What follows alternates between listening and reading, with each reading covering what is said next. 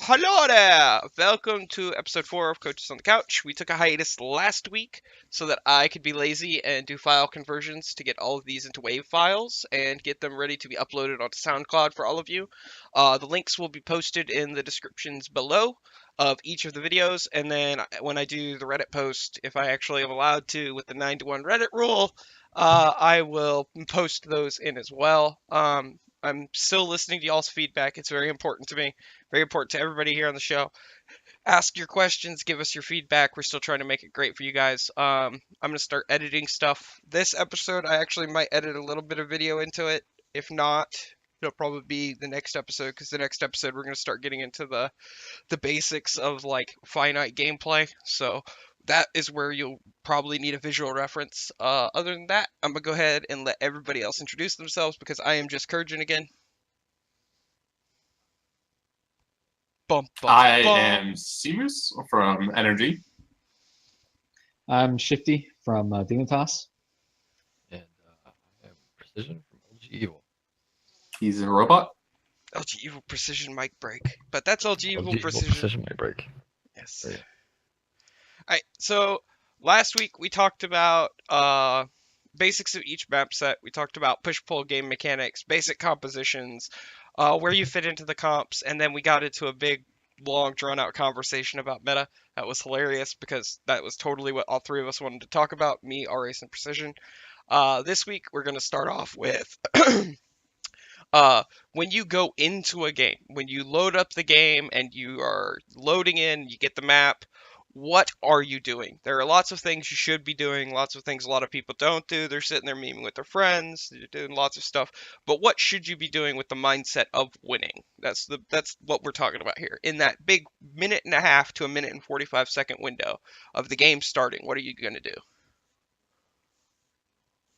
Well, typically what you want to do is know exactly where you're going to be positionally from the composition that you already had.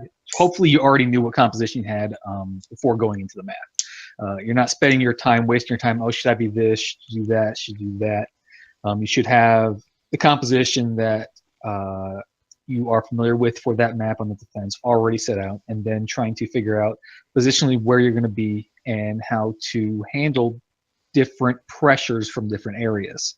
So, okay, you're an icon wall defense first point. All right, they're probably going to have a Pharah. It's pretty common on that map. So how are you going to handle her?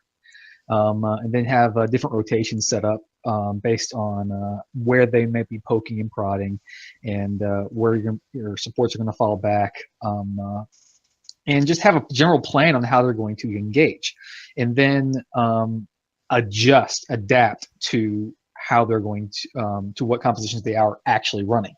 Are they going tank? Are they going dive? Maybe they might not have a Pharah. Maybe they have something else. And then basically have a plan for the initial engagement, and then have that same plan set up in between every engagement, and have a habit. Yeah, I definitely like 100% in a competitive setting. I agree with everything Shifty just said. You should know like there are small tech things like everybody should know too. When you're loading in, it gives you the information that what map you're going to be on. So during the loading screen, everybody's sitting there like, oh, this is nothing to do. I know the map I'm going to be loading in on, so I can be talking with, if I'm in a Discord chat, if I'm talking with friends and I'm sitting there talking to them. As soon as that map hits, I know what I'm talking to them about. Gibraltar, one of the big things you do on King's Row, one of the big things you do, Route 66. I am the creator of it, and C9 still hates me. You get on Hanzo and you shoot one arrow. It's simple tech stuff that you do in spawn, and it just makes things easier on these rollouts. And it's understanding the map, understanding what you're doing when you're rolling out, understanding your rollout into the spawn, and then communicating with the people around you. So in a competitive setting where you have 6 people, you all should know your role, you all should know your rollout and everything. But if you're in a competitive comp game, you might not be able to talk to everybody, but you can see that they have this pick, this pick, this pick, and 2 dudes might be talking, they don't know what to play. You can voice your opinion, you can add constructive stuff to it and figure out what your guys' plan is. That's what that time frame, in my opinion, is supposed to be used for. Yeah, not to be that guy, I will say, as soon as you get into a game, if you have a second monitor, you turn that monitor off. You put your phone away, because I think we've all been there, at least trying to respond to messages and stuff. And even if you're full screen, it can be a little bit averting to respond it and alt tab to do something else. But whenever you're getting like a message or something that's taking you out of the game, you're not thinking about the game in between your deaths, in between the rounds. I think that's the time you can spend better focus on the game. In terms of actual in-game stuff, I mean, obviously everything that both Kurjun have said, Kurjun and Shifty have said before, I would also like specifically focus on the role that your hero does. If you're playing a Widowmaker, your objective is very straightforward. And your objective is to stay far away from the enemy team and play line of sight to, you know, pop heads. Unless you're Taimu. Unless you're Taimu. Unless you're Taimu. Like in like a, you know, in a comp setting, in a solo queue setting. This is a little bit different for actual team. Right. But if you're the next Taimu, you can go ahead and add me on BattleNet. Right. Kurjun. Just disregard Seamoose, message Kurjun, and become melee Widowmaker player. But seriously, like stuff like Roadhog, I think Roadhog is probably the easiest hero to climb competitive queue like in with, because he is just has a super simple game plan, and that is hook an enemy opponent without them being Diva Matrix, Zarya bubbled, or you being hooked yourself, and you will probably just win that team fight for you. And it depends on, you know, it depends which hero you're playing, and depends kind of your own play style. But every hero has their own innate win condition playing as a solo player, and I would refer to coaches as well as pro players to see how they particularly maximize those heroes, but play to those win conditions. Does the robot want to speak? I think you guys got everything covered, to be honest. Like, loading into a game, it's all about the mentality you take into it, on top of knowing what you're going to be doing, creating a game plan, communicating that game plan, and then acting on it after the first rollout. I mean, you guys pretty much had everything covered down. All right, so the big continuation of this is, all right, so we talked about the beginning of the game, entering the game. All right, so we are playing the game, and it just happens all the time. You just play. There are things that you need to be doing during the game. It's lots of stuff. We've talked about communication. We've talked about, you know, situational awareness. We've talked about things that you need to be doing. But there's other stuff you need to do mentally and mechanically in the game, periodically throughout your session, however long you're playing for. And we have coaches here, so we want to get the coach's opinion on things you need to be doing that are not just the playing of the game, not just fragging out. There are things that you should be doing constantly during your session, whether your session is a pro player who's grinding 4 hours of a scrim block with a half-hour break, or your average Joe who's just on for his quick play game of the night.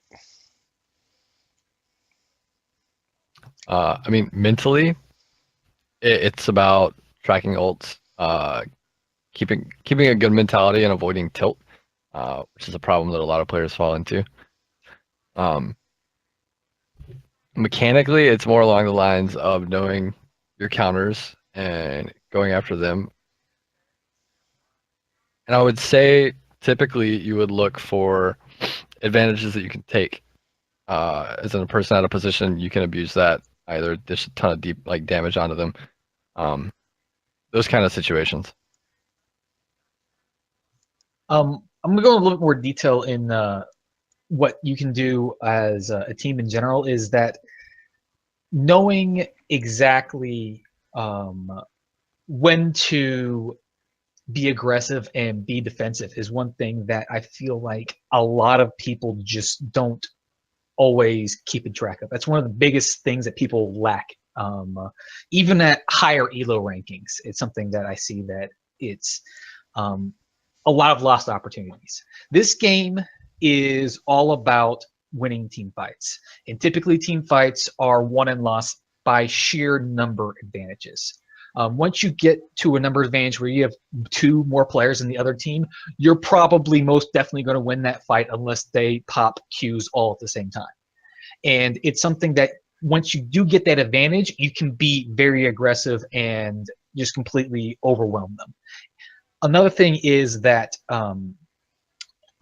that's kind of the mentality into it. It's being aggressive when you have that advantage, and being knowing it and being able to communicate that aggression and have your team behind you. The biggest thing is in that is knowing that your team is behind you, knowing where the enemy team is and where your team is, so that you don't get separated. Just because you think that's a good opportunity to do something, typically you can't do it on your own, especially if you're going into multiple players. You really need your team behind you to do that. Knowing when you can contest a point based on how many of your teammates are on the point, and watching that kill feed. If you watch that kill feed and you see 3 red guys pop up, killing 3 of your blue guys, and you know that they're going to outnumber you by at least 2 or 3, it's probably not a good idea to contest that point unless you absolutely need to. It's overtime or something to win it. And that's how you avoid being staggered. If you're avoiding being staggered and getting those 6-for-6 fights and making sure that you don't throw your bodies, feed their ultimates, that's definitely something you should always be aware of, both during the game, no matter what skill level you are. Yeah, that's something that you see at the professional level too. That's the trait that is very valuable in players who have that sort of awareness. Now, obviously, it's kind of easy when the kill feed lights up and like your entire team is dead. But if you don't understand that your team is far away from you, that 5-man graviton you might have just landed is actually kind of useless because there's essentially no follow-up. Like more basically too, in terms of mechanically and mentality, if you are playing a hero, like I'm specifically talking about ranked players, if you want to play quick play, have fun, like that's a bit of a different mindset. If you're playing a hero that you're mechanically not comfortable on, you shouldn't be playing them ranked, full stop. In fact, when it comes to sports and esports as well, the mechanics should be second nature. Like you should be so innately comfortable with them that you basically don't focus on them at all, but you're not thinking of them. That you're not thinking, oh my God, I just missed 5 shots. I'm a bad McCree player. I should swap off from McCree. That it's just, okay, I might have missed some shots. I'm going to hit the next ones because I played hundreds of hours of McCree, or like, dozens of hours. And specifically going back to what Precision said before about like tilt and stuff, like that's one of the things you see most commonly in players is emotional control, not only as far as communication is concerned, but also stopping themselves when they're doing poorly and recognizing when they're on a hot streak. If like this easy rule is if you've lost 2 games in a row, you probably shouldn't be continuing like playing. And honestly, if you want to be a competitive player and you're competitively focused, anytime you sit down and play a game, you shouldn't just be focusing on winning. In fact, you should be barely focusing on winning at all, because those expectations you set for yourself might, harm yourself if you're not meeting those expectations. You should just focus on trying to improve. Because if you're going to improve with every game, then eventually, after X amount of games, you're going to be an absolute stud. And ultimately, that's what the competition is supposed to be. It's not like a way for you to measure yourself. You don't want to get your W's. You don't want to be the best player in the world because you sort of hacked your way into it. You want to be the best player in the world because you've improved yourself to the point where you beat everybody else. So whenever you're sitting down, like mentally, be ready to be focused. Some people like taking notes. Some people do VOD review. You can kind of find out what fits your own play style and learning style. But really sit down and play those games, not just because, like, if you want to have fun, again, you can just have fun. But if you want to play competitive, you want to be a competitive player and improve, really, look to learn from your games, win or lose. The ranking, the SR, doesn't matter. What matters is how much you learn from that game. Yeah, one of the things that I want to touch on that I don't think anybody hit is one of the big things that like I can get it. Like you aren't fluent in the language. I get it. You don't have a mic, you don't have a headset, you're playing on a potato. Like I've been there, done that. I know all about it. One of the biggest things you can do in any competitive quick play, any setting scenario like that is just listen. Like I would rather have 6 people fail with an organized plan than have 6 people playing 6 different plans that don't work together at all. Because the odds of the 6 men working together that listened to each other, even though they didn't talk, they didn't communicate, which is another thing we'll harp on, but they were listening to each other. The one guy just took the lead. If you mentally just register with him and just follow his lead, it could be a lemming train. You wind up falling off a cliff. But your odds of succeeding are way higher following the lemming train of that one person than doing your own thing. Because let's be honest, even if you're Kefri, even if you're Taimu, even if you're Surefour, you cannot consistently win at a 65, 70% win rate by yourself. It is just not possible in this game. You have to have team to work with you. That's why people are popular with duo queues, trio queues, and in the upper echelon, I think there's 1-6 stack running around trying to get the top rank on the leaderboard. But literally it's listening to everybody, understanding what your goals are, what you're doing into it, and then mechanically trying to execute it as best you possibly can. Like, the guy might ask you to pull off Mission Impossible, but if you pull it off, you're a god. You'll be remembered forever by that guy in quick play. If you don't pull it off, it was Mission Impossible. You were set up for failure. It's fine. Move on. But just like registering, mentally listening, and then mechanically trying to execute anything that's come up with, like, that's huge things you can do. Anything else? Anyone? Honestly, that was such a broad question. Yeah. It's super broad. In that particular question for like the entire duration. So yeah. Yeah. It's all I mean- All right. If I were a Korean man, I would say what to do during a game: win game, never lose. The good old Korean advice there. But no, seriously, it is a broad question. I think we hit a lot of good topics, and like it's kind of also the question you need to answer for yourself. Is that a cop out? No, it's not a cop out. Okay. Here's my quote unquote cop out. When I do this show and I set up the questions for the episodes, I make it so that they segue into each other real easily. And sometimes I'll get these really broad questions. Like in episode 2, we talked for 25-30 minutes on a topic. It was really broad. It was a really good topic to talk about. And then last episode, it was me, Precision, and Aurace. We had one topic. We rounded it up in about, 4 sentences? Like, Yeah. when I get too specific, we don't get enough content. So there you go. That's the excuse. But it's really broad. Lots of stuff to look into there. What can you do better during the game? Moving on, though. Something that you can mentally do during a game, if you have the mindset for it, is, and I'll give an example of it, and I hope he doesn't hate me for it, but you can notice trends and habits. Like, you don't have to review a VOD. You don't have to see, 40 hours of game footage on Harblue to know that Harblue is always going to flank as Harblue in the same 3 spots as Harblue on Harblue Hog and get a pick. Really? Does Harblue do that? The third I've never time, noticed the third time Harblue does it, you should be able to make a mental registration. By the way, I get away with doing this because his coach is here. that. Yeah. I don't know what you're talking about there, Curtin. I definitely wouldn't advise other coaches to pick up on that. But anyway, Harblue's gotten a lot better. It was just something way back in the very beginning that was just telegraphed by complexity. Mhm. And Oh, it's yeah. stuff you can pick up on, even if you're in quick play in your comp game. If you're, a 3000 SR competitive team just starting to play, if the dude does it once, it happened. Dude does it twice, it's an occurrence. Dude does it 3 times, it's a habit. So, like, how do you pick up on trends and habits in a game?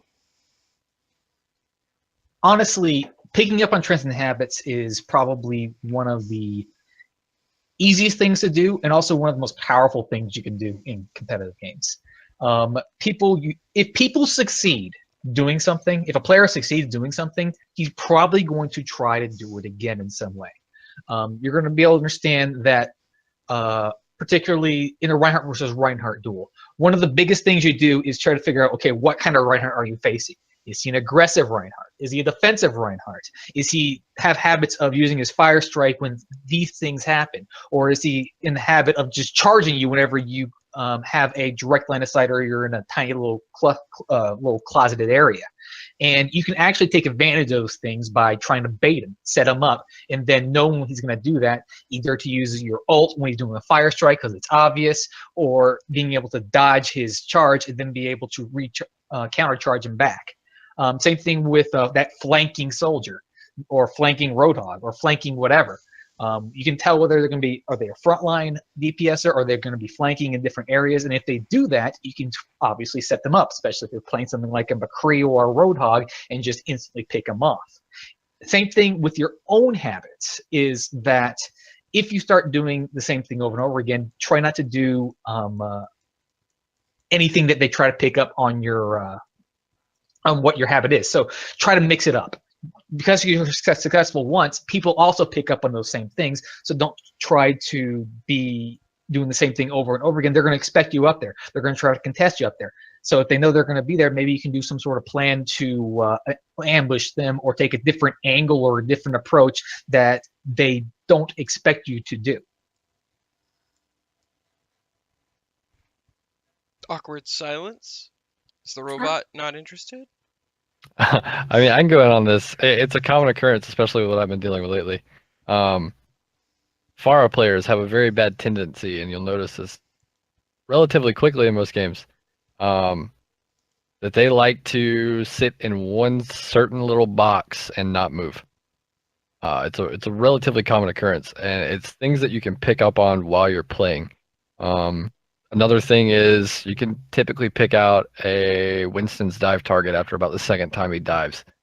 He'll figure out a way to go after your supports or go after a specific DPS. It's just little tendencies in games that most of the time you can pick up on relatively quickly. There are some harder ones to pick up, like when a diva typically tends to matrix or what she likes to matrix, positioning, habits from a support, or where Lucio likes to contest from. It's certain situations like that that can cause problems in some games, but other than that, it's a relatively simple thing to pick up on. I would make the general assumption of. One of the big ones that I actually always wind up, and like I've noticed it so much because like I've coached so many people, I've talked to so many people. You can pick out a CS Counter-Strike professional player They stand still. that plays hit scan because he stands still. They get flat-footed. They get flat-footed. You can abuse it so hard in Overwatch because you'll see McCree's. McCree's will just stop. There's no point in me moving. They'll freeze. 76s, they won't sprint. They'll stop or they'll do the crouch thing. Widows is the same way. Widow, you can strafe left and right. Lots of Widows, you can tell with a lot of hit scans. 80. And then you got to make sure that, like, for personal habits, like if you have these habits, if you're a CS player and you're trying to break this, you gotta constantly remember, just because you hit the key, there's key registration time, there's input lag, and then you have to make sure that you held that key long enough that your character actually moved a decent distance versus just standing there hitting AD and not moving at all. Because you might think you're moving, but you're not really moving. Which is why you'll see some McCrees, actually, they've started doing it, is they do the death spiral. Is they'll literally pick one direction, and then they will orbit what they're shooting at in an arc. They will literally orbit in that direction in arc. 76s, the sprint thing's become very popular lately. It's like sprint, shoot, shoot, shoot, shoot, shoot, sprint, sprint, sprint.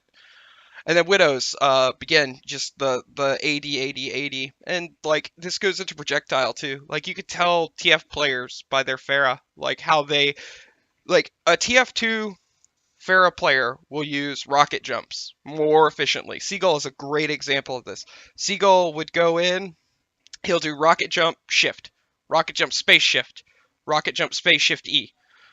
And he hauls ass across the map, but he inflicts damage upon himself. And this is, again, a tendency, habit, and trait that you can notice and you can pick up on. And you could tell based on a player's background, based on how they play. And this is, like, getting way deep into it, but this is a lot of stuff you can pick up on. They talked about the Rhine one, flanking hogs. One of the biggest ones that you can actually tell is supports. It's really hard to pick up on, but if you can do it, you can actually really abuse it, is supports have favorites. Healers have favorites on every team. If you're a Mercy and you're running a Pharah, I obviously favorite my Pharah. My Pharah is my lifeline. I'm on Ana, I love my Reinhardt and my 76. If I'm on Lucio, I love my Ana. I love anybody I need to peel for. You know, supports have tendencies to have favorites, and if you can pick up on them, you know who the lone sheep in the crowd is. You know the stray away from the group if he's out of position. Picking up on these things will get you more kills, more frags, and more wins. And this is just identify and then communicate it, and then you can abuse it. There's also habits that players have at certain like level of skill. I think one thing that's really good to hypothetically differentiate a diamond from a master tier McCree, for example, is like you said, like a good Counter-Strike player might have great aim, but if he's not strafing, if he's not moving, like you can take advantage of that pretty easy. And what those habits are across those skill levels, like obviously it varies from player to player. Like everyone has their own habits. Like even if you're not consciously aware of whether or not you have habits, you have both good and bad habits, and you should look to find those bad habits and improve on them. That's why I think personal VOD review is something that's really important, as long as you are objectively looking at ways to critique yourself and improve. But yeah, like all these guys mentioned, like there's so many very specific in-game habits, and like there are certain habits that players will, like good players will play in that you can actually take advantage of by sometimes doing the stupid thing because that good player doesn't expect you to do that. You know what I mean? At that point, you're almost getting to like mind games though, and it doesn't really help to think about that as much until you get to like the very highest level. But yeah, trends and habits, the more you understand about the game and the better your game sense is, and like the more time you spend playing and thinking about the game and thinking about how other players play versus how you play, you'll definitely start to notice those trends more. Let me just touch a little bit more on the mind games because it is there, even at the lower and mid tiers. Because like when you play Tracer, when you play Genji, or you're playing against a Tracer and a Genji, one of the biggest things is to when are you going to use your defensive cooldowns? When are you going to blink? When are you going to deflect? When are you going to dash? And at the same point, especially against different positions like Soldier's Helix Rocket, Roadhog's Hook, all these different things that are really the biggest ways to get you killed. McCree's Flashbang. And there's always those little habits of McCree usually uses Flashbang when this happens, or Genji is always going to use his deflect when he comes face to face from Roadhog around the corner. That happens about 95% of the time because they can't, unless they know that the hook is down, they can't risk being hooked in that situation. So as a Roadhog, all you have to do is look at a Genji, and you're going to get his deflect on cooldown. Like 9 times out of 10 it's going to happen. But if they know you're going to do that, you're not going to use your hook because you know that's how they're doing it.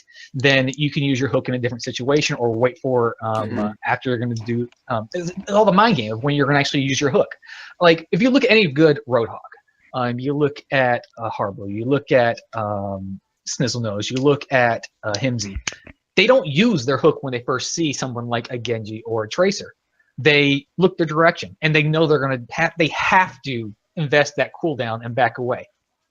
The only time they're going to use their hook is when they're actually going to surprise someone when they're not looking at them, or when they know that cooldown is off. Same thing with Tracer. When you are going to hook a Tracer, typically you want to do it after they blink, not before they blink, because typically Tracers aren't going to are more reluctant to use a double blink twice in a row, as opposed to when you just see them and you try to hook them. The same thing with a Genji. If their deflects on cooldown, then they're probably going to dash away. They're going to be defensive. They're going to be out of that fight for 10 seconds.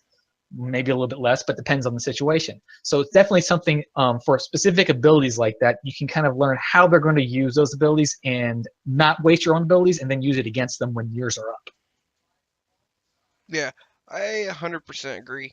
One of the big things that Seamoose touched on and that Shifty touched on is, like, I've done self-review a lot, and one of the habits that, like, I noticed about myself was if I had an Ana pocket as Reinhardt, I was Platinum Reinhardt God. If I didn't have an Ana, I was Platinum Trash, and I was feeding. One of the big things was I didn't have a mental trigger. Like, I didn't mentally make an acknowledgement when my composition changed that my playstyle needed to change, and it was a really bad habit. And one of the things that happened because of that was when I didn't have an Ana, and say I had a Zenyatta and a Mercy, or Zenyatta and a Lucio, was I would take way more damage, I would give up way more ultimate, and eventually I would just buckle, and my team would lose because I wasn't there. And at first it was okay, I haven't changed anything about my play, nothing has changed, why is this not working now, what's going wrong, and I didn't recognize it was a compositional change. And the compositional change that I didn't register mentally affected my gameplay because I didn't know I needed to change how I was playing. And that happens with a lot of heroes in this game. There are a lot of heroes that if you take away a piece to the puzzle, suddenly you have to play it differently. Reaper, old school Beyblade meta. It was literally get in their face, I'm going to kill everybody. And then slowly but surely after the Ana nerf and everything, now Reaper is literally a tank killing flanker, and that's being generous. Like, you have to have these mental triggers and understand that as the game changes, as patches come out, as your team switches heroes, as the phase changes, you will have habits that you are mentally comfortable with that because it worked last time, you can keep doing it even though 100% you're charging off a cliff. I don't think we have anything else on this topic. Like, trends and habits is like a huge thing, but I don't think it's a giant pool of who did what's it. So it's a very situational one. Yeah, like there's so many habits and things that we could discuss. Like Roadhog hook use is probably like the most common thing to discuss, but there's literally dozens in the game. But I don't think it serves much of a purpose for us to go over every specific one. Yeah. Because there's probably people that are more experienced in perhaps analyzing the hero-to-hero specific interactions than we are. And those are the players themselves. Or like the whole concept of being able to identify that you do have habits, and there are good and bad playstyle habits that each hero, like that pros emulate at the highest level on certain heroes, and just knowing that those exist and how to identify those is really important. So we are going to transition to the next topic. We're going to talk about positivity and rainbows and unicorns, and nothing evil can ever enter here while I am playing the game. And Well, how does it affect me? Precision leave is then. in this Yep. chat. Yeah, it's LG evil. Come on, man. Take it away. I was talking to Precision. He's an expert on this Being subject. positive? Okay, yeah. Just take the troll and put him in on this one. All right. I wrote this one for you, baby. I'm assuming you did. All right. So I fall into the bad habit of if I'm not playing well or if somebody on my team is not performing, I tilt. I don't take it out on my teammates. Like I just mentally tilt and I stop calming. Like I don't talk. He's also hitting me because players on my team tilt. That's all we're going with. I think everybody's players tilt. I wasn't talking about that. I was talking about you leaving me the other night while we were duo queuing. That's why this question got set up for you. Okay. Ooh, rude. Calling him out, man. This is supposed to be a PR friendly. This is PR nice, friendly. Everyone. This is me being friendly to I've a friend. I've already made an off-color joke about Korean players, and now you're calling out LG evil and saying that Precision is toxic. Hold on. Razer, To be fair, this is fair, no longer PR friendly. This is now an R-rated podcast. To be fair, outside of Aurace, I think I like legitimately could be true friends with Precision. Like I understand mentally when he checks out, but it was just funny that this was going to be a topic in the episode, and I had written this actually on the 14th. And then we had duo queued, what day was it? I'll tell you in a second. It was like the 20th we duoed, and we were playing, and he just sends me a message, and he goes, guess what made me tilt? And I was like, me? Question mark? Being sarcastic, trying to figure out what was wrong. And we finished the game, and he just left. He was gone. Just left. It rhymes with swiper. Swiper, no swiping. Sniper, no sniping. But it's a topic that, like, even we aren't immune. Nobody is immune from this. By no means is there somebody who is that. If Gandhi is playing this game and he's a fragger, let me know. Wait a second. Should we bring Gandhi into this? I think Gandhi has individual stuff like. Hey! We're really going down the train. Hold up. I'm Orgless. Oh yeah, that's true. Yeah, please. I don't work. You don't have to comment. You can stay free. Keep your hands clean if you don't want it. No, it's too late. I've already drunk the potion. I'm going down the rabbit hole. But like seriously, yeah, like Kurjun, like I'm just gonna take it away because I know what you're gonna say. Like basically, even the shit that we're saying right now, like it's easy to say, hard to put into practice. Yes. And you just gotta know what the hell like your limits are. Like it's funny because. I don't know about you guys, but like, I mean, I'm way better about it now than it was a couple of years ago. But like, I used to be not a flamer or toxic, but I used to have a really poor emotional impact on myself as a player, as like a competitor, and would engage in conversation when prompted with teammates of mine in team games who I had no reason to talk to because they were rude or flaming, whatever, and like. There are times emotionally when you're just so tilted or whatever that you need to understand that as much as you may want to be playing the game right now, you're not in a healthy state to do so. Mm-hmm. And doing so would only harm your rating, it would harm your perception about yourself in the game and just piss you off. Like, one of the worst things that I hate doing in any game is ending on a loss. Like, stop playing the game on a loss. It just leaves a bad taste in your mouth. I always want to try to end on a win. However, at the same time, that puts you into a trap to where you get more and more tilted the more you lose, and you don't play nearly as well. So the biggest thing is I don't know who mentioned it, but if you lose 2, 3, 4 in a row and you start to get tilted, you start to get that bad taste in your mouth. You can understand that. You feel it. You know what's going on. Take a break. Take a 5, 10, 15-minute break. Watch an episode of something. Go do something else for a little while and come back to it refreshed. Because even if you have a valid point, and back to communication, we have a valid point to tell your team, or something that your team did to upset you, or something that other team's doing to upset you, if you come off negatively, if you come off like a jackass, then you're going to lose the respect from your team. Not just the person you're talking to, but for the rest of your team as well. And if you want to make an impact through communication, make suggestions, help the team win, if you don't have respect for your team, they're not going to do what you do. And they're probably going to mute you too in the process. I just want to interrupt just for a second, and I'm going to try and do this the best PR way censored version I can. You need to get the bleep off the widow. The widow is not accomplishing bleeping anything. You need to get off the widow.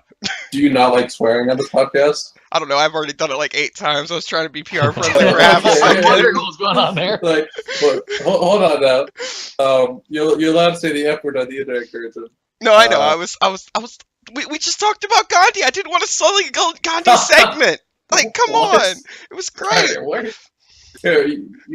Shifty's like so right though, and Kurjun is to a degree too, but I don't know what he's talking about with Gandhi. Like, if you're telling your teammates, okay, like this is something that I was bad about. Like, I never, ever played. Like, I'm talking about like 4 years ago when I played League of Legends as a young, impressionable 18-year-old. I never went to people and said like, "You're fucking awful. You missed that CS. I'm never ganking you again." Or like, "How the hell aren't you feeling support?" Like, I would always respond to people when they start flaming me or someone else. I was like the worst kind of player. I was like a white knight player, and like would be like, not tell people to kill themselves or that they're retards or whatever, but I would always be like, "No, you're fucking wrong," at a very deep level intellectually as far as the game is concerned, and let me tell you why you're wrong.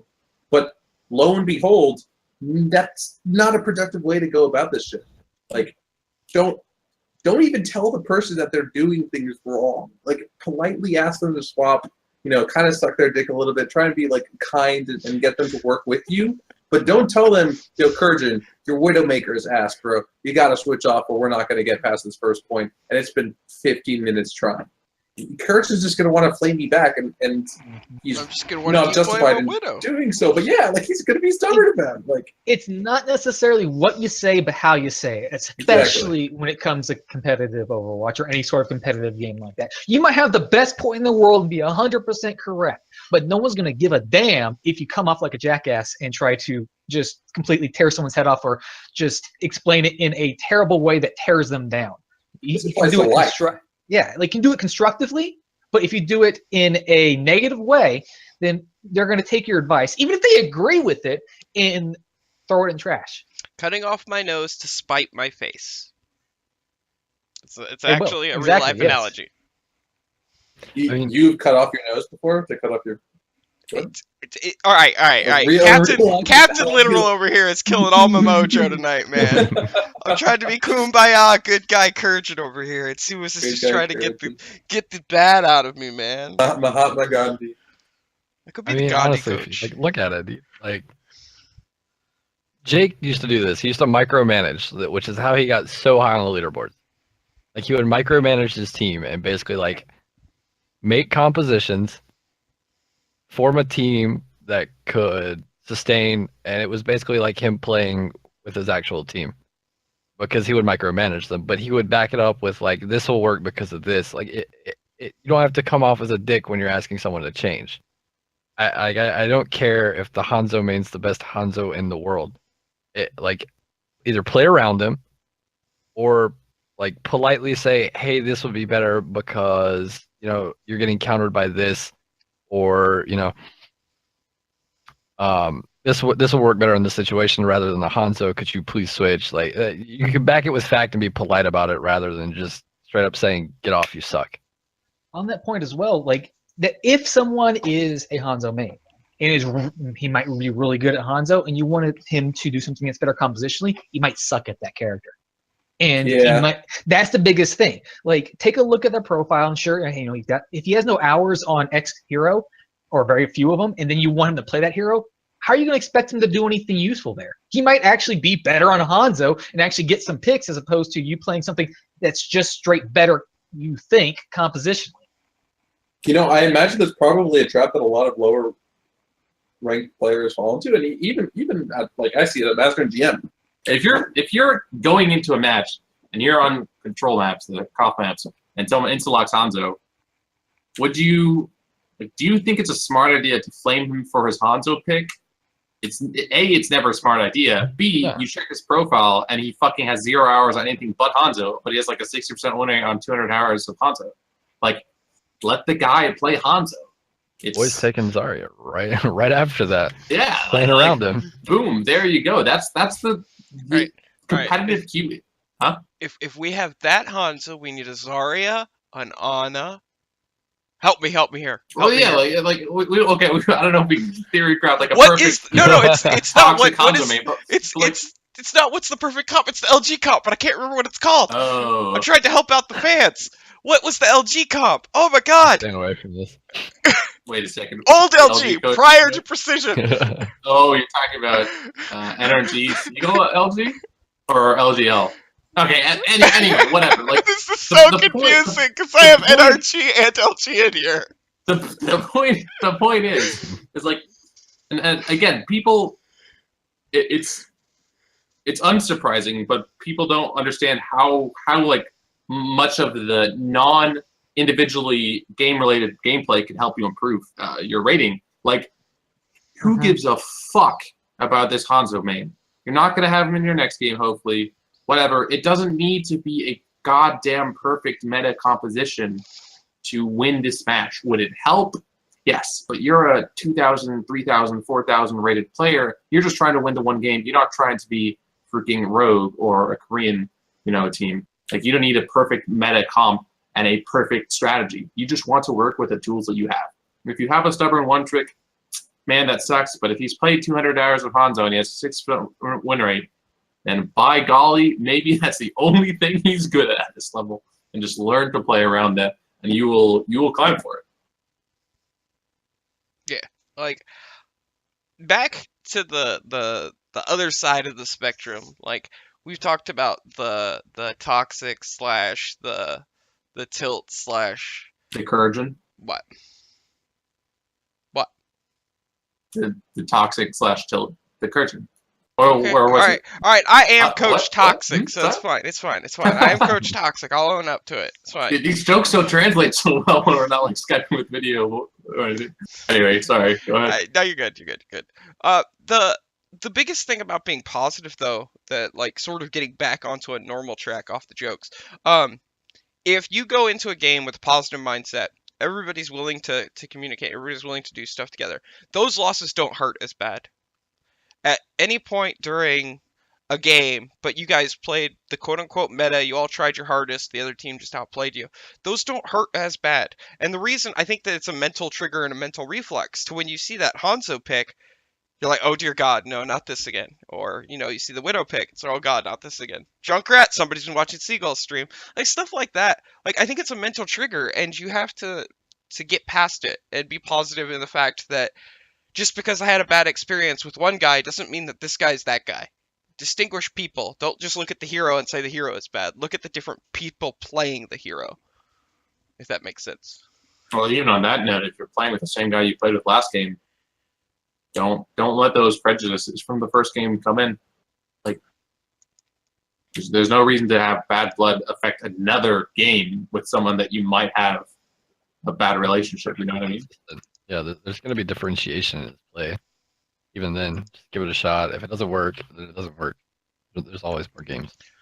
All right, here's a good one for this topic, and I'll stay abstract and away from this one because I'm currently teamless. What do you guys think if this happens in a team environment, like a pro setting? Like, you're in a tournament match, and X and Y start spatting at each other, and X and Y are getting into it. What do you think the correct mindset or actions to fix it are? So You defuse it ASAP. You Yeah. don't let it get out of control. well, And you Go ahead. Go ahead. Like, basically, you don't let it get out of control. You see it's going to happen, and you intervene. Simple as that. You don't let it spiral out of control. It doesn't matter who's right or who's wrong in the disagreement. It's the fact that they can't argue with each other in a negative way and have that affect the game. If there's actually an issue or a question involved with the like compositionally, or whether something should be done one way or another, you can bring that up and you take the lead in discussing it and you make sure that it doesn't get out of hand when that happens. But otherwise, you definitely stop it before it gets out of control. Yeah, So definitely. we're gonna take a second real quick to introduce the new challenger who just got here. Oh, His car ran out of gas. So hi, new challenger. Who are you? Hi, I'm Morris from Liquid. How y'all doing? Do good. We were talking Eh. about sunshine and unicorns and diffusing toxicity in a pro setting. So if player X and player Y are getting into it, what do you do?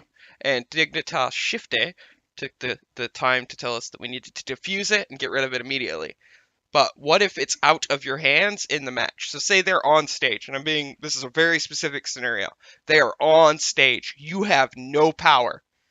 You can't get in there till the match is over. That one map, then you might get a tactical pause, or you might get to go talk to him for 3 minutes and defuse it. What can you do to coach into your players when they are out of your hands? You have no control over them. Well, I mean, the biggest thing is like it's working directly with, say, like your in-game leader, your shot caller, your team captain, as it were, and just making sure that they're up to the task of, because they have that little extra responsibility of keeping everyone kind of under control, and just teaching them, being like, the one thing I teach them is leave everything for after. Don't think about what just happened, if it was out of your hands, if you made a mistake, if people made mistakes, whatever. Think about what happened next. There's always time after to analyze it, but in the heat of a match, there is not enough time to talk about it. There's not enough time to flame someone. There's not enough time to say you could have done this better. We could have done this. This, it doesn't matter. What matters is what's coming next until that last screen that says round complete is done. That's kind of what I teach my players, and they've been doing it really well. They obviously there's some moments where they kind of forget, just get in the heat of the moment, but especially that's something that I've been trying to kind of show them. It's like, never think about what happened before, what could have been done better, because that is not the time. It's like, what can you guys do now? That is the biggest thing I try to shove. And again, something I talk with our in-game leader or our team captain, specifically Rafa, is that I'm like, hey, like, try to make sure that you're the voice of reason. If people are getting out of line, you just have to tell them to shut up and just go on what's next. Like, there's no time in this game, especially when it's really, really fast paced. Obviously, in different games, like in CS, because there are short rounds, like a minute 45, and there are rounds in between, you can kind of talk about it. And same with League of Legends, back timings, or just everyone gets wiped and you can talk about it there. But in this game, there isn't that such a thing. There are resets, but there's just too little time in between to really full on like try to explain what's going on. Just forget about it, learn from it, and just move on. Yeah, I 100% agree. And I feel like I said this about an hour ago, but that was with an amateur team. So, but yeah, I 100% agree. So we will leave the Hanzo main Gandhi, who is always positive sunshines and rainbows, in the past, and we are moving on to the next thing. And this is a big one in the competitive scene. It's really, really big, especially in close matches. And sometimes it might happen to you in comp queue. It might happen to you in quick play. Like, maybe you take the game down seriously. But what do you do? How do you rebound from close losses? How do you rebound from crushing defeats? How do you deal with long, drawn-out time of the game? How do you deal with, I've got 12 hours today at a venue where I'm only allowed to have a bottle of water and I have to sit on a stage and pretend like I'm actually doing something to be undefeated in EU. Pro Talk meme for anybody who gets it. Good job. If not, whatever. What can you do here? What can you do mentally? What can you do as a coach? What can you do as a player? What can you do here to rebound from these things? And what kind of breaks and stuff do you need to know? Well, I mean, this is from my team's perspective at least. If it's a hard loss, we'll typically take the time right after to turn into a constructive conversation, like where we messed up, why we messed up, what typically went wrong, what we could have done better. We turn it into some kind of constructive conversation where we can improve and have it not happen again. Now that's idyllic to where it's not going to happen again, but in a perfect world. But in this world, it's going to happen. You can't avoid it, and it comes down to putting that mentality into your players of what can we take from it, rather than we just lost a tournament that could have won us $100,000. It's those kind of defeats, or this was like a really, really, really big match for us. If we could have won this, it would have made a really good impact on the team, a really good name for ourselves. You kind of put that mentality into players that where can we learn, what can we take from it, and why, and how can we keep pushing to improve ourselves and not have this happen again? So this is a quote. Some of you may recognize, some of you may not. But I think to any competitive endeavor, it's very important to understand. The quote goes, "I've missed more than 9,000 shots in my career. I've lost almost 300 games. 26 times I've been trusted to take the game-winning shot and missed. I failed over and over and over again in my life, and that is why I succeed." The quote, the guy who said that was Michael Jordan, and for anyone who doesn't know who that is, it's one of the most, if not basically the most successful basketball player in the NBA of all time. You're going to lose. You're going to fail. You're not going to meet the expectations you set for yourself. You're not going to meet the expectations other people set for you. That doesn't mean to backtrack a little bit, just because you've lost, it doesn't actually mean you fail. But I think the healthiest players, the best players, the champions with that mindset that become champions who continue playing these games and winning these games are the guys that recognize, all right, I've lost, I'm tilted, that was $100,000 cup, whatever, but I'm going to get another chance next season. There was a lot to take from that loss, and just because I just had that loss, I'm not going to push away the responsibility of taking that game-winning shot again. I'm not going to be afraid to try again. And that's why I think there's something really noble about players, as well as support staff too, who are involved in any sort of competitive or performance-based endeavor, even if it's not actually sports competition. And that's why I have a lot of respect for the people who really succeed in those fields, because, yeah, it's really going to suck. Everyone feels emotionally as if they want to be the best in the world, and that they can be the best in the world. But for all of those people that feel that way, there's only going to be a few players who can feel that way after losing games, come back and really take from that everything they need to, and just put in the energy and the effort to become a better player and a better teammate, better coach, whatever, from that experience, and really learn from it and take from it. I agree with everything that both Precision and Seamoose said. Put it simply, if you go into a tournament with 10 teams in that tournament, 9 of them are going to fail. 90% of the best teams are going to fail. And there's a really good chance it's going to be you. Every single team is out there gunning for first place. And to every single team in that tournament, anything but first place is going to feel like failure.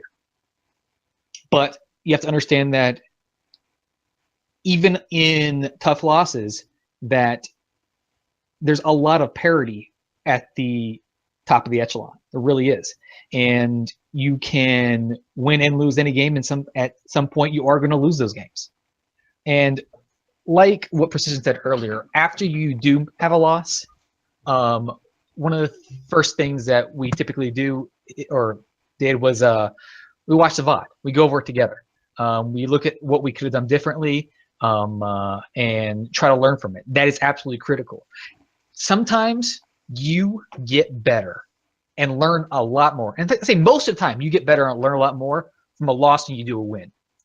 If you win a game, a lot of times that you feel like, okay, we won, we did everything correctly. We don't need to review it quite as much. I'm pretty sure a lot of us have reviewed losses a lot more than we have on victories. But at the same time, while you can learn from both, it also kind of triggers that sort of mental switch that makes you hungry to get better and hungry to improve, and kind of make sure to make up for that loss. And instead of making you upset, just makes you more, like I said, hungry to get into a better team, better player, and basically make sure to get payback next time you face that team, or take it out on the next team you face. Yeah, I mean, I can give you a valid point from this weekend, actually. Probably one of the closest matches we've ever honestly had to play was against Liquid this weekend and group stages of the monthly melee. Uh, and it tilted the crap out of them because we were up, we had it, and we basically choked it through. Lost 2 repeated maps. But after that, I kind of told them, take a breath, get up, take a bathroom break, grab some water, grab a snack really quick. We've got a little bit of time, before we play. Let's rework this. Let's figure out where we went wrong, what went wrong. And it came down to a simple fact that a Genji was walking through and just targeting Jake and the supports.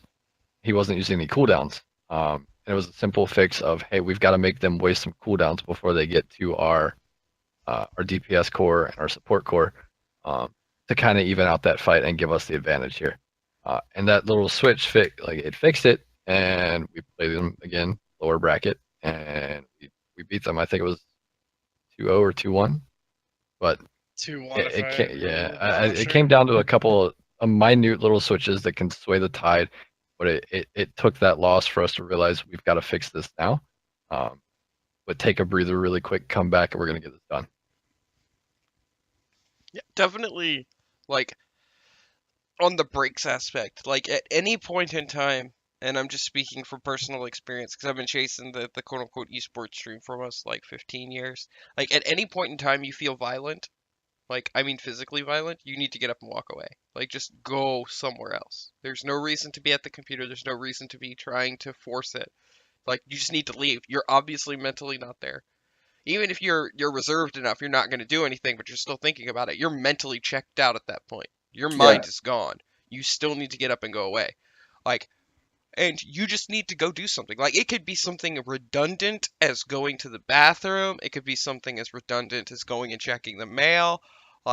There's a lot of stuff you can do, and that 5 to 10 minutes of just walking away, not thinking about it, not thinking about it, not thinking about it. All right, now what do we do? All right, next thing. All right, so we did that. That didn't work, so we need to do that. Oh, it makes so much sense now. Or, you check out away from what caused it. You need to remove the trigger, whatever the trigger was. You need to remove it for a little bit, and then you come back and you can revisit it after it's been diffused, or you're not as agitated towards the subject. And one of the big things, and I touched on this a little bit earlier, was the difference between losing to somebody who I think is more skilled than me, and then losing to somebody because I lost. When you throw, it is far more devastating personally than losing because they outplayed you. The difference between an outplay and a throw is personal, intake on how you think that it happened. I threw that graviton, but I saw the Diva Matrix. That was a throw. That could be an outplay. You just need to take a step back, take a step back, take a step back. Did I telegraph it? We talked about trends and habits. Was that something there?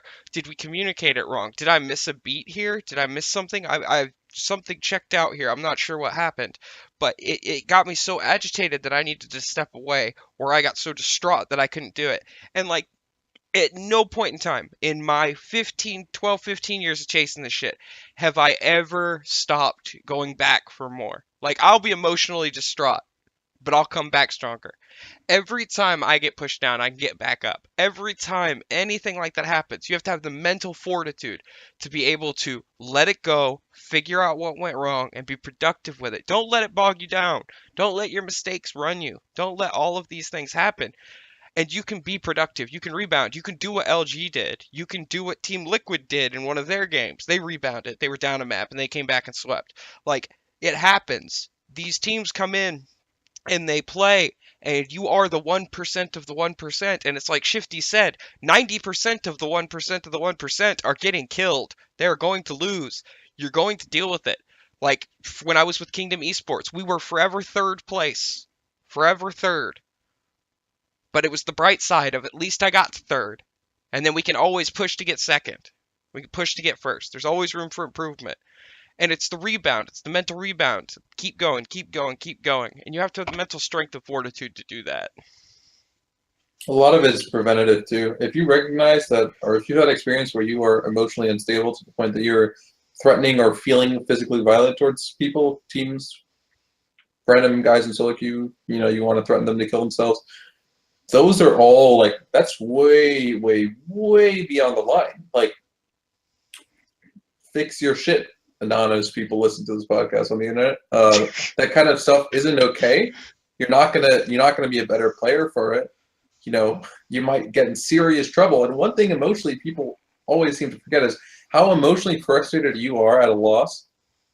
A, passes, and B, you can fuck shit up that will stay with you. If you say something that you don't actually mean to a teammate, to a significant other, to some random friend of yours, to whatever. Again, like a lot of these concepts of coaching and stuff, I think apply a lot to life. If you say stuff when you're emotionally heated that crosses the line with another person, like you can break that relationship. And I've seen it happen with teammates before, where teammates say things to each other like they'll never comfortably work again. And you have to recognize that, like, cool your jets and learn to prevent that sort of tilt, especially if you know that you're a person that's prone to getting, feeling violent or getting really, really emotionally upset to the point that you're throwing out slurs and, chewing each other out. Like, it's not just like physical or rage. Like if I'll own up to it. And if I get in trouble with the Blizzard Police, I'm sorry. I'm making a public apology here and now. There was a female Mercy main in one of my comp queue games. I do not know her name. If I could say it, I would apologize. It was in the heat of the moment. I shouldn't have said it. Basically, she called us out, and it turned into a spitting contest of, well, it's your fault this didn't happen. Well, it's your fault this didn't happen. Well, he said, she said, he said, she said. And finally, she said something, and she was wrong. And I capitalized on it, and I told her where she was wrong, and she just stopped. And she was like, well, and she stuttered, and then I made a backhanded comment. I said, it's okay, you can use your words, sweetheart. And she shut down, 100% emotionally. I immediately killed a teammate. I owned up to it. I own up to it. It's my apology. If you're out there listening to this random podcast and you remember me, I'm sorry. It was my fault. I should not have done that. It was out of line. The podcast where careers are ruined. It's fine. I'm a free agent anyway. I probably already shot myself in the foot there. But anyway, like that backhanded comment, though there was no rage behind it, there was no like anger or aggression. It literally was I was going to get a one-up. I let my own personal vendetta in this argument get the better of me. And she was emotionally distraught for the rest of the game. It's not her fault she's not emotionally strong enough to deal with that. That comment never should have been made. And to be 100% honest, that's another type of, dealing with the loss. It's like, I can be, quote unquote, normal. I'm not being toxic at all. You have to think about how you say it. Why did you say it? What are you saying it for? All of this stuff gets brought up. And if one person takes it the wrong way, I'm sorry. Just because you aren't sitting there holding the smoking pistol doesn't mean you didn't load the gun and hand it to the person who shot it. Like, you're guilty by association. You're also guilty for dealing with it and starting it. You might not think you're being toxic. You might not feel like, you're the reason for it. But, like, you're guilt by association / you're probably the person who triggered it. And that's another reason you need to realize to take mental breaks. Like, you need to realize that loss is not just that person's fault, because you had a say in the game. You had a chance to make it better. You had all this stuff. So I feel that's a good rounding point with toxic kurjun. We can cover the 5 topics for this week. Thank you, Seamoose. It's been a pleasure getting thrown under the bus. Loved it. Okay. You need an oil change? Always. I'll always be the throw you under the bus and thank you, man. And laugh as it's slowly crushing you. Thank you. It's a pleasure. So we have questions this week, but we'll get to those. Big announcement came out today from Blizzard, and we're going to talk about this because it sort of affects us in general, everybody here present, and those of our players, organizations, etc. Is the Overwatch tournament was announced. I will get its name correctly so that I don't screw it up. Is it Overwatch Contenders? Mm-hmm. Overwatch Contenders was announced today, and my understanding is it's basically Overwatch Open Blizzard. Is that far from the truth? Like, I read the rules and stuff, but like, have any of you guys got through the entire handbook? I didn't get the time to go through it entirely. No, I don't have access to it. Wait, It's on the really? website, Aurace. Yeah, it's a PDF. No, it's just because of the fact it's run by Carbon. Carbon. Yeah. I'm everyone knows this. It's just I got the TLDR from obviously the people that worked on there. It's nothing like it's literally just me just getting like the basic information of what's going on, how the pricing works, and Oh, okay. all okay. that fun I stuff. thought we were about to So- get some juicy drama. I was like, oh Nah, shit, I nah, didn't know about Oh this. yeah. It sounded like he's like, I'm blacklisted from I- Carbon. that's what I was Whoa. like. I was like, hold up, wait a minute, what happened? No. But yeah, no, it's. I'll just start off as just like I think it's really cool because in place of the like the original timeline for Al was there was supposed to be a combine, right? Obviously, that's a whole load of crap. Mhm.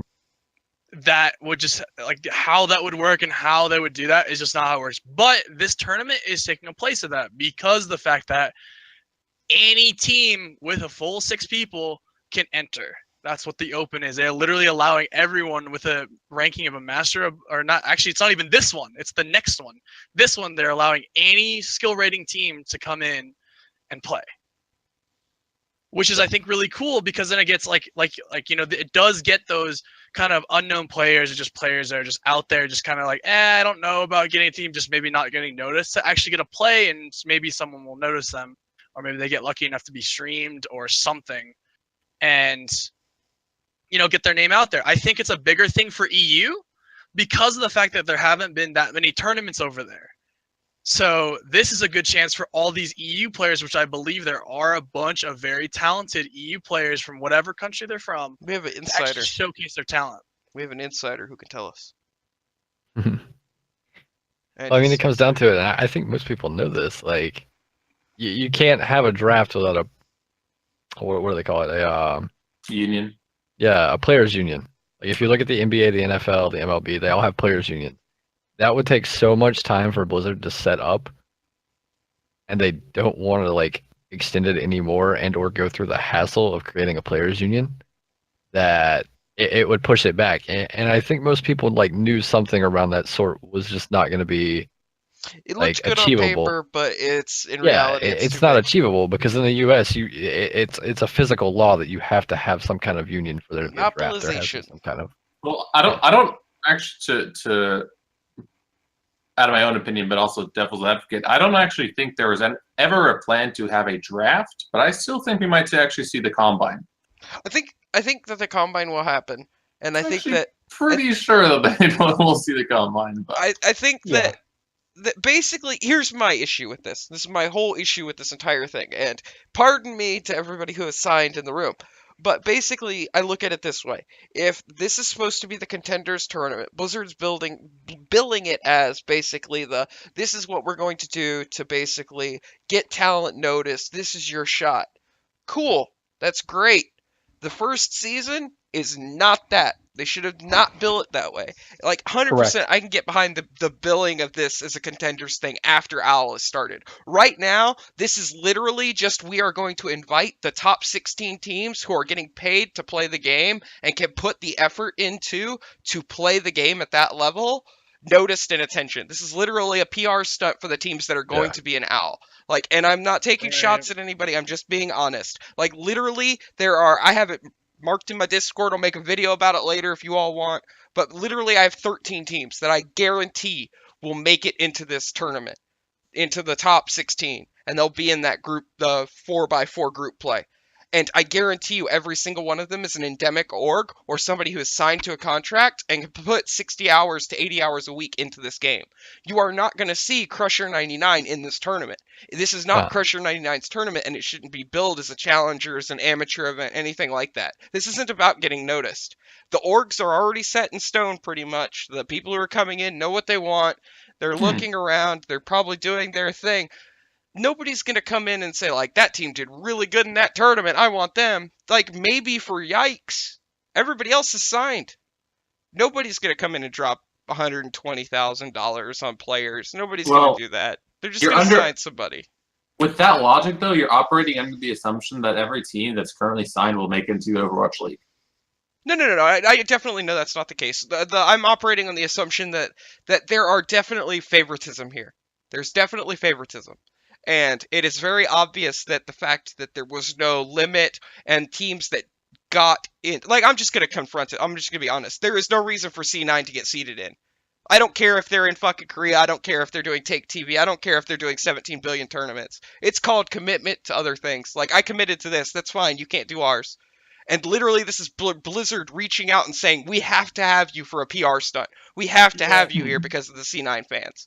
Literally, they are giving a free pass to one team, and then Envy and Rogue get it in Season 1.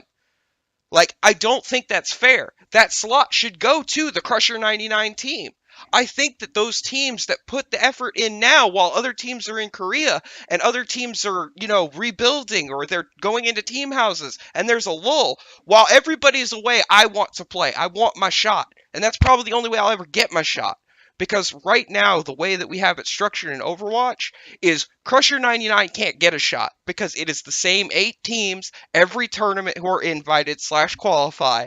Maybe you'll get 1 or 2 of them cycling in and out. But when was the last time we saw a new name outside of you guys get paid? And that's almost 2 months ago in Overwatch, in a tournament. Well, you have to consider that how do those guys compete? Now they actually have an incentive, like they have the money. Like I actually don't think C9 getting the invite based off of their merit, it's kind of far-fetched because they haven't done shit in the past few months, but they definitely had a pedigree in Overwatch as one of the initial top teams in NA, and that pedigree is, we haven't seen them too much, but that's sort of stayed even throughout Apex Season 2. Like, actually, I really don't think it's that big of a deal that they're automatically in that slot, and I honestly think they would have made it into the season anyway. So it's not like they're taking someone else's slot. I agree. They would have made it if they had put the effort into it. But my issue is with the handout, and it's been deleted now, and I have no confirmation of this. This is 100% untrue. I cannot confirm or deny it. Therefore, I will not say it. But basically, somebody's getting special stuff. Wait. I wish I had the screenshot to confirm it. I told Precision about it already. All right, assuming hypothetically, what if you hypothetically saw something that you hypothetically didn't take a screenshot? Okay, so hypothetically, I didn't see a screenshot that 4 NA orgs got priority seating, C9 got a free buy, and that Envy and Rogue also got free buys into Season 1, and that those 4 teams that are in hypothetical Overwatch League bought in, and that those 4 teams, even though they're not top 4 in NA on Gosu, also happen to get preferential seating. And now that contract part of the tournament rules just happened to magically disappear. Like, I have huge issue with that. Like, if you're gonna cloak and dagger it, that's fine, but that should never have come to light. This is obviously rushed. They are trying to fucking make up for the fact that we are coming up on Q3 and Owl's not out yet. This tournament is the biggest thing they can put on right now. They need something in NA and EU to sustain the scene, but I think the fact that orgs that are established and players who are getting paid to play the game, who are going to be an Owl through their organizations, being allowed to compete in this, in all honesty, is, I want the Crusher 99 story. I want to meet the next Surefour. I want to meet the next Taimu. I want to meet the next XQC. I want to know these guys. I want to know these guys who are coming up. Zachary was a no name. Nobody knew about him. Now he's on Renegades. I want to meet these guys. I want to know these guys. But they're never going to get any screen time. They're never going to get any tournament experience as long as this keeps going on with this preferential/Owl treatment. And we don't have large enough tournaments. Like, in all honesty, I'm a huge fan of best of 5, best of 3 format. But the fact that you are trying to get so many games on stream doesn't mean we can't increase the bracket size. And I would love to see bigger tournaments. The fact that we don't have bigger tournaments, in my opinion, is a travesty. Because if everything holds true with Owl, there are only going to be 160 pros in the world for Season 1. That means that if you count top 500 people, I'm being generous here because I know there's Smurfs and stuff, but top 500 people from each region, it's 1,500 people in the world. That means 1,300 of those people are not getting into Owl. 1,300 people. The 1% of the 1% of the 1% will be an Owl, and the rest won't be in, even though they are world caliber players, because we don't have the ability to support that player base. And tournaments like these are what can support them and get these players' careers going. But I don't know. All right, so we've already had like an hour-long podcast, so we should talk about this too much. But you brought up 200 different points that I'd like to discuss with you another time, probably, honestly. We can cover. We Because, can cover in another episode. It's fine. yeah, like, sure. We got time. We all around. With blackjack and blackjack. But anyway, let's keep it PG, right, guys? All right. So I don't know what doc you're talking about, honestly. That sounds interesting. This, and you don't need to believe me, but all right. First of all, Overwatch League, in my opinion, I don't think it's going to start Q3. It's just late. Like, whatever. I would rather them delay the product and it be a good product Yes. as opposed to I the think rest of the product. everybody here agrees with that. I think everybody here The agrees. content. This league has been planned for a very long time. Yeah. And you don't gotta believe me, but I knew about this 6 months ago, and I didn't know about this through coaching stuff. I knew about it through production work. Like they had planned this, and they specifically planned the Masters being like the cutoff point for programs and stuff that they'll very likely improve on and reiterate throughout the years that Overwatch exists. And they've made a commitment to that by saying that this is a consistent thing that they're planning on keeping out. And this is important, like for the contenders, for like the kind of 16-year-old kids that can make a team with their friends now and try and contend. But like we have to remember too that for all these investors who may or may not be endemic, more likely there are going to be non-endemic investors. Like they don't actually know what any of these players do, what they look like, what they like. I would love for there to be best of fives, best of sevens, bigger scene, but the game right now is not sustainable, and in the fact that it doesn't really have great viewership. Like the non-endemic owners who are trying to build teams don't know who the fuck Surefour is, who the fuck Zachary, who the fuck anyone. I definitely agree with the Zachary thing, but I'm pretty sure they all know who Surefour is. I really don't think so.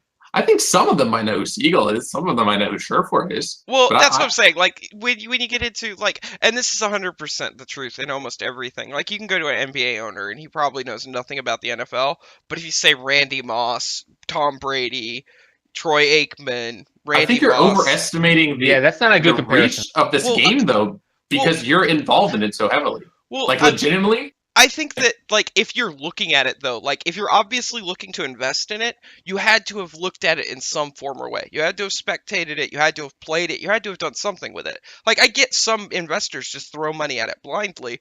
Like, this will make me money. This is what this person preached to me. Like, I'm bored. I get that. But there are a lot of people who actually are invested into it. Like, I had the privilege the other night, and this is a shout-out moment, because happy birthday, dude. But I had the privilege of playing with Precision's boss the other night. Like, the dude is actually invested in the game. Like, and owners being invested in the game and sponsors being invested in the game is huge. And I've seen more and more and more playing the game and talking about it. So I actually don't think it's that far of a stretch to think that they know about the best of the best. Right below that, I think so that you're right with the other people not being known. But the best of the best, I think they do know. I would say that it would be the minority of owners would know the best of the best. There are plenty of there are some owners who play the game, play with their teammates or play Overwatch. But going into Overwatch League, when we're talking about those who are going to be investing X amount of millions of dollars, I do not think the vast majority of owners going into Overwatch League will know the more than maybe 2 to 3 Overwatch players that would not be already on their team. I don't even think they care. They just want to make money off of this. This is like the next big thing. They hire people to care. Right. Here's the thing with that. It's like on top of that, and that it could be true for some and not true for others. There's a whole wide range because there are people in general. You can't just group them up, but the general consensus is that's what it is. And you are right. I believe that a lot of this does come down to a lot of it. It's just money.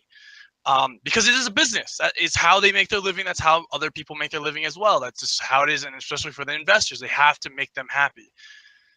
But when it comes down to it, it's like you think about all these big orgs too. Any of our orgs that we've been a part of, we are a part of now, we are going to be a part of. Overwatch is not just one game that they are under. They are all these other games that they have to deal with too. And like you said, they hire people that do know this. That's why they get hired, because they do know the scene. That's why I got hired. That's why you guys get hired, because you guys understand it and are very in for this scene.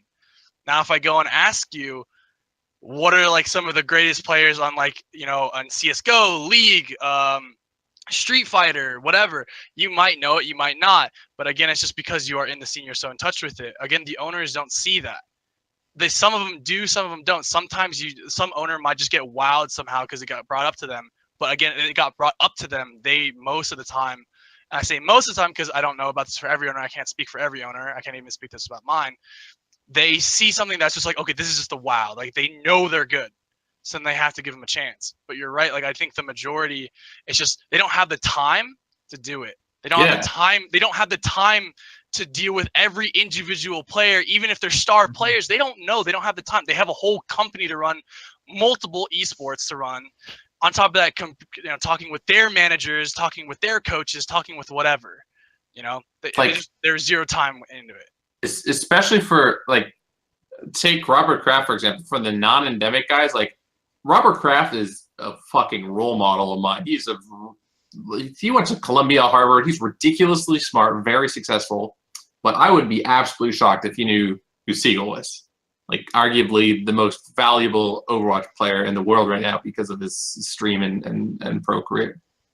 Just because, like, that's his job isn't to know who Siegel is. His job is, if he's interested in this, if he wants to have a good Overwatch team because he sports big and Overwatch League is going to be this big thing. Like, he wants to invest in it, he wants to make money off of it. And, like, I think it was Precision. He said they'll hire people who know that things. But like the owners, a lot of the endemic owners know them because this has always been a passion project. But I don't think as many people as you assume that eventually will be owners in the Overwatch League or like members of the board are taking a very vested interest into who is even at like a top 4 level right now. Maybe they know a handful of players, but they haven't been watching the storylines. They haven't been following the players' careers. All of that information is going to be relevant to them. They want to know the past 18 months of experience of these players and these teams that they want to buy, like either wholesale or individually. But they don't yet, and that's what this Contenders League is for. Well, does that lead to that? I guess in my eyes leads to the question: is your investment group that you've targeted so heavily, the fact that they would be so disengaged in the players and that they're looking at it purely for profit, and Blizzard has said that's not what they wanted, isn't this counterproductive then? I love that question. I love this question so much. It's probably one of my favorite philosophical questions in esports. Sorry, go ahead, Shifty. No, go ahead, man. You love it. Go ahead. I was just going to say, it doesn't matter at all. Like, who the fuck cares if some 75-year-old businessman wants to make money off of my thing? If it puts money into the scene, into the game that I love playing, I love watching, I love, like you said, you've been playing games for 15 years, been living the esports scene for 15 years. Why should I care if it's making them money? Because it's something that I'm passionate about, and it's something that's giving opportunities to 12-year-old fraggers who would have never had that chance. It's not inherently a bad thing if people want to make money. Now, you can see corruption and greed, which can taint it, and you don't want things to simply be a business for business's sake. And I don't think Blizzard is going down that route. They want sustainability, they want growth. Just for reference, sports reference for everybody, Black Sox, we do not want that in Overwatch or the CS scandal. We do not want that shit, which is why I brought this up, which is... My man, right. Do you not think that more legitimate investors would make less scandals likely, though? I do and I don't. Like, when it becomes money, and this is where I draw the line, and this is why I also take the staunch stance I did with this tournament, in my opinion. Like, I get the C9s, the LGs, the Liquids. I get you guys. You all are the names. You are the endemics. You are the dudes who have been here since day one. You've been throwing down tournament wins. I get it. You have fan bases. And then I get, X and Y are going to come in and they're not going to know shit. And they're going to get somebody like me who's a retarded looking for a free agent to build them something that is acceptable. And I get that.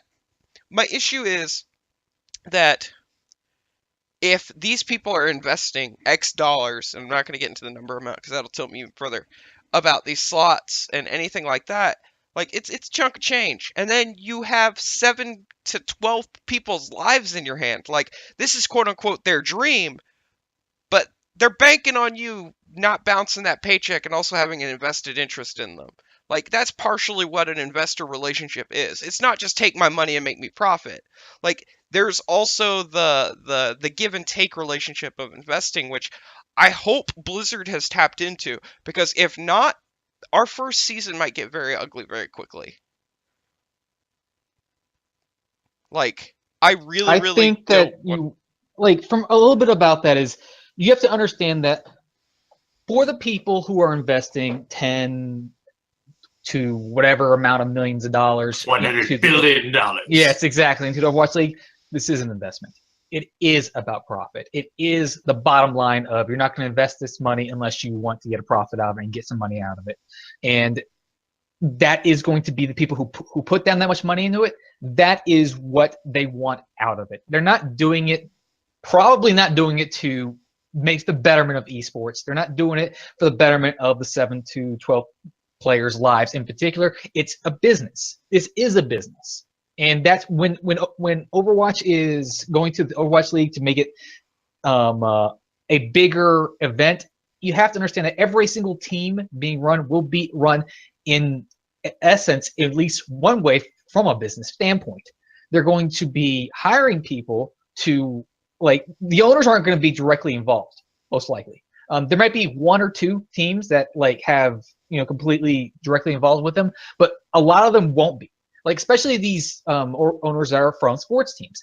Like if Robert Kraft goes into and buys a team for the Overwatch League, which sounds like he might be doing, then he's not going to do it and like, okay, this is my team. He has the Patriots. He has all these other things to be these much more important things to do. He is going to hire people to care about the team, but ultimately he's going to be one signing their paychecks. Yeah, I 100% agree, and I get it. But the issue is, and it's 100%, I guess, too many black eyes in sports and too many things I've thought about. Like, I've been around a long time in esports. I've been approached by people. I've never done it. I think it's the lowest of the low. But if you're desperate enough to sustain your dream, you will lose your dream. And that's why I brought up the Black Sox. Anybody who wants to Wikipedia that in this podcast, go ahead and do it real quick. One of the Chicago. bad things about the Black Sox was because the players weren't being paid a whole lot I of money know, that's what I historically. was So- getting into. And yeah, go ahead. Like, if the Overwatch League is great and they mandate wages, which they said they were going to, it's going to be great. But if you have a player the caliber of Seagull or Surefour, and the owners don't know that, and he's sitting there rotting, and it's basically the I want out, I want out, I want out. This is not working. I'm not going to win any championships here. You're literally have me locked up here just being your fucking, pony that you fucking ride at the circus, whatever. Literally, you're going to create tensions and scenarios. Like, you're not going to pay him if your profit's your primary concern, because the rumors, and again, I stress rumors, and this is all hearsay, that if there's no profit and revenue sharing for these people who are investing till 2020 or 2021, they are literally going to cheapskate as much as possible for those first seasons. And that means that a player of X caliber, who is our Michael Jordan, our LeBron James, who should be getting paid max salary, etc., the dude who is our representative, he is everything that we are incarnated as a league or as players or as coaches, is getting cucked. And he suddenly needs to find a way to sustain himself, and an easy out, and this happened in CS, and that's why there was the big scandals and the betting and all this other stuff and this, that, and the other. People get desperate. They need money to sustain themselves. If the wages aren't there and the orgs don't have an invested interest, we are going to see some shady stuff happen, and it will be very, very bad, and it potentially could hurt everyone, not just the one org. So this is why I was brought this up with the org's profit and having an invested interest. All it takes is one person to screw it up. One person screws it up, and everybody goes down the ship. IMO. So, that was one of the biggest things I wanted to, stress with that. And I get both of you guys' perspectives. I 100% agree. I agree with the business side. I agree with maybe I'm reading too much into one side of it. I'm open to all of this. But it's worry and concern that has not been openly addressed because of how quiet and tight-lipped everything's been. And in my opinion, this close to Q3, I don't think there's a need for it at this point. I think we need more answers than we need questions. And I think you don't have to tell me who your investors are, but I want to know how this system's going to work. I want to know what your plan is. What am I supposed to do for the next 3 months as a free agent? I need to know this because it affects my career. Seagull is streaming now. Seagull said he's not going to come back till Owl. He made a decision because that's financially what he can do while having a less burden. And correct me if I'm wrong. I don't know. I'm just quoting what I've read / heard. So Seagull does that. Like Calvin's streaming. Like these are two really, really good players not in the professional scene because literally it's more profitable to stream than to be an owl or in whatever you want to call what we have now. So we're seeing these decisions being made, and I have fear for Owl, the Overwatch League, when it happens that if one person screws it up or one person literally makes a decision or the numbers are too low or something like this, it falls apart for everybody. And then the ivory tower comes crashing down on everyone. So I think the standards that Blizzard will hold their owners is going to be the highest that you could have ever expected out of any sort of group of owners in esports, especially if it's going to be franchise, which essentially like it's confirmed to be. So I don't really think that we're going to get a situation where there's any sort of scandal or anything, or if so, it'll be resolved very quickly. I don't expect cost to be an issue either. Perhaps revenue sharing and stuff like that doesn't take effect until longer. Like I doubt we'll ever get the transparent details of that. But I mean, so that's like to address the first part. But like the second part is like for players, and this is kind of arrogant or just like it's easy for me to say this because I'm currently employed and under contract, so I'm getting paid for this. Like what this period of confusion and lack of transparency does, like who it hurts the most are the people who are currently invested in Overwatch as professional players, especially as like free agents, because the big question is where the fuck do we go? Like, what am I supposed to do? I can chime in real quick. It's like literally, I'll just be 100% honest to everybody listening to the podcast. Like, it's 100%. Like, I have reached out to every source I possibly could. I have looked for as much information as possibly could. I have literally dug in every direction for as much information as possible. I have somewhat of a heading, but the amount of effort required to get somewhat of a heading by me was not by any means what I can expect of a 16-year-old pro player. A 16-year-old aspiring pro to do. Even then, with all that information you have, I really wonder how much of that is actually 100% because now it's hearsay. It's 100%. I will admit it's not all true, but like generally a lot of this worry, this is like kind of devolved into real talk, which is okay, but I don't think it was the intent of the podcast. But like real talk, like it's all good. They love the real talk. Worrying about this for the sake of worrying, like, doesn't serve a purpose. I've been working on like some really cool projects, or I've been fortunate enough to work with Blizzard in the past on some, and like for specifically, I've done some observing for some of my background. You can go ahead and say yourself out. Go ahead, say the event too. I've literally just I've done some of the Overwatch observing events. Anyway, like that doesn't matter. The point is I have a relationship with Blizzard. Like they still don't give me information about this shit. Like that sucks. But and again, I'm getting paid for other shit, so it's not like I'm worrying about my day to day or like what money I'm making. But like worrying about what's gonna end up, what's gonna happen to me, where I'm gonna go with this, like doesn't actually help. And as much as we want transparency, Blizzard probably isn't giving us details because A, they're not finalized, and B, if they give those details out and they're changed, like then that fucks things up. And also just in terms of bargaining, like I guarantee you there are business deals going on and they're trying to negotiate like a price, like see what all this is worth and stuff. Like oh no, I 100% agree. Like I have no doubt. Like I don't want to know about who your investors are. I don't want to know about that. What I want to know is we got teased with the Combine at BlizzCon. We got teased with Overwatch League. We've been teased with all this stuff that this is going to be our plan. We're going to have these city-based things. It's awesome. That's great. Woo. Yeah, awesome. Where the hell did the Crusher 99 story go? We just got a random video that you're going to be Crusher 99. What was it, 5 months ago? Yeah, like it just right died. Now, they're not appealing to us right now. They're appealing to the us 2 years from now. Well, like no, I understand. 2019. But the thing is, like, this is to make this choice as a career path, you have to make sacrifices, and I'm not going to sugarcoat shit. Like, some people have to quit their jobs to do this. There are kids who forego college. There are kids who GED out early. Like, I've seen it all. If you chase your dream and you want it bad enough, that's what it is. But there are people who are just sitting here basically, and it's the tiniest fraction of the population, so I can understand why it's not a big thing. But for this to be like 100% everybody go, good radar, 100% PR, great launch, make money, all this stuff. Like the amount of blackout right now worries like far more than if they were to make a bland generic statement every 3 weeks or a crappy PR video that just overhypes this. Fair enough. Like I 100% agree with you. And like I think this is a problem that they've kind of had before. If you look at stuff like the Sombra ARG or Only Watch, yeah. their PR and how they've handled some Overwatch stuff definitely could have been improved. Yeah, like I don't care if you want to take till Q2 of next year, that's fine. If you have to delay it, I have no problem with that. My biggest issue is don't leave me in the dark because I'm pinning my hopes and dreams on your game, your investors, your company to make this league work.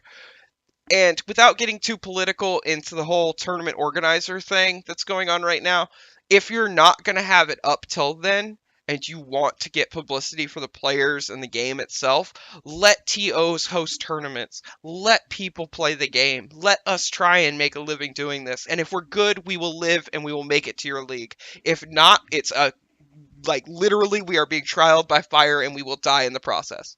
We will kill our own selves trying to make it happen. But give us the chance to fight at least versus just letting us sit here and rot. Like that's what Well, I'm asking. While I agree that I think PR could have been handled much better, it's not like they owe you anything. So like kind of sucks that people specifically in your position are like sitting and rotting and potentially their game is losing traction as a result. But again, Actually, I would actually like to know the numbers. I'll look those up later and I'll make a little video like about it. screen viewership, sure. The I forget who it was. Somebody posted it the other day and linked me to it.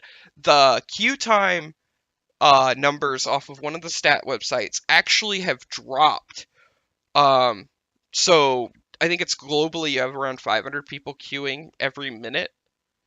And then it Do you not drops at midnight or something, and then you just extrapolate the data and you can find out the player base that's online. And Blizzard keeps that number secret because they don't want to talk about it.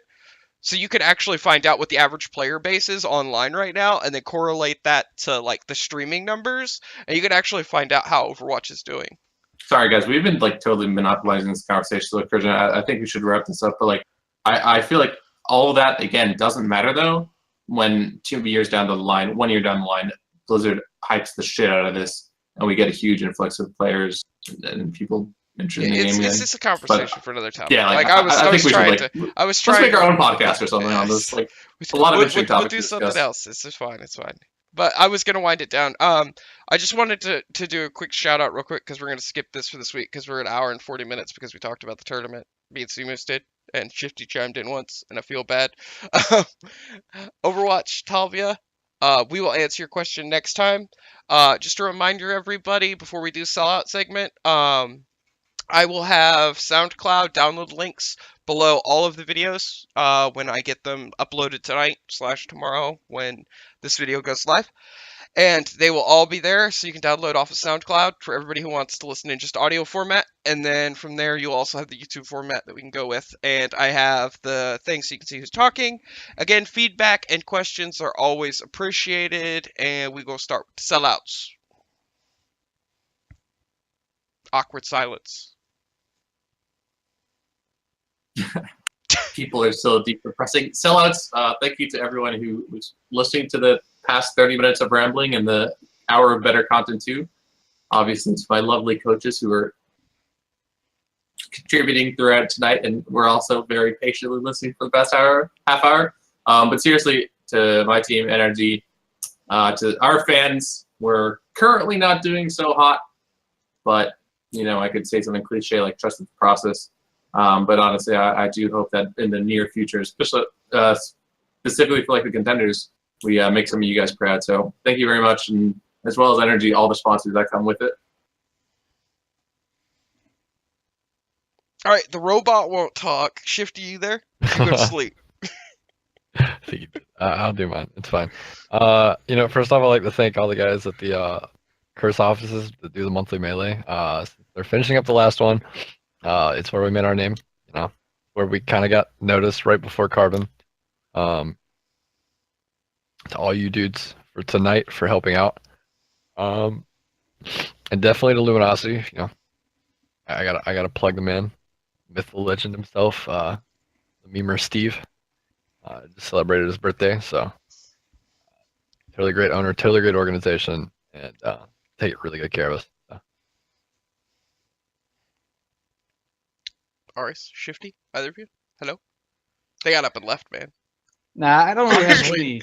I don't have too many call outs, but thank you for having me again. I do enjoy this. I think our conversations here are awesome. I do like being able to give some insight to a lot of the viewers, I guess listeners, on some of the things that pro teams go through, as well as questions they have in general, Overwatch in general. But other than that, I really would have liked to have known about this particular contenders tournament about a month ago. I'll say that. Yeah, that's on the line. Might have changed. I'm sure a lot of teams would have liked that. Might have changed Yes. some things going on. Yeah, one of for sure. Yep. Well, first off, I guess thanks, Kurjun, for hosting this again, and thank you all y'all for coming. It's always fun. I was a bit late this time. I got to shout out my org too, Liquid. They're fantastic. They take real good care of us. Steve and Victor, they both do a really good job, and I know they're working hard, as sure as a lot of other orgs are, trying to get everything situated, making sure everyone's not nervous, and making sure that we are kind of secure in a way. So we have that. Thanks to the sponsors. I just got some cool stuff. So and yeah, thanks to the Chris guys as well. We didn't do as well as we thought. Unfortunately, I was on vacation as well, so it's a really bad timing. Because I think if I was there, I could have, like we were talking about before, kind of like the whole, not like the tilt thing or just like playing from behind. I could have gave them a little bit of words of encouragement, just little pointers of what they could have done, which I have to apologize to my guys for. Because I felt really bad, but it was just something that I couldn't just refund and just leave it because it's something that was there. But either way, thank you for everyone. And I feel bad just because I did know about all of that before, but I literally couldn't tell anyone. So I apologize to all you guys as well and all the orgs that did to kind of unfortunately drop out. But NDA is a bitch, man. NDA, the saddest song I know that I'm not attached to. Anyway, we're gonna go ahead and round out. My biggest sellout is for these dudes who keep coming on the show with me. It makes it a great success. You all keep telling me you love the content. Everybody keeps telling me they love the content. So we will keep making it as long as you guys keep loving it and watching it. I'm gonna start ramping up hyping this stuff. Like, I'm free agent still, as previously stated, like 17 times in the last 20 minutes. Basically, I have this to work on, and then one or two other things going on. My big shout outs for this week are going to be, apparently it's all the Steves. So all of the Steves in esports, I apparently have found all of the people connected to you, and I would love to meet all of you, because Steve is a very popular name in esports. The other thing is, Shifty, did you see my apology last week? I did not. I literally sold out. I got on my hands and knees and bled for you, man. It was my screw up on the time. I'm sorry. I sold out at the end of the episode. You got to go back and watch it. Anyway, but other than that, thanks again, guys. Please post questions, comments. Well, I log them in my Discord. If we don't answer them this episode, it could be something stupid. I am 100% down to answer dumb questions. We have officially covered tonight topics that are of a questionable nature, so we are good with it. But again, thank you guys. It's been awesome. We will see you in the next episode. Thanks. I actually got one more shout out real quick. Go ahead. It's actually to my manager, Tifus. He's insane. He's been working nonstop, and for all y'all that don't know, he does take care of our stuff for the Overwatch. He does good managing work there, but he also takes care of a lot of other stuff, and he's been putting crazy hours in lately just to try to get the Overwatch team kind of set up with just how busy we're going to be coming up. So I wanted to give him a quick shout out as well for how hard he's been working. Any others? Going once? Going twice?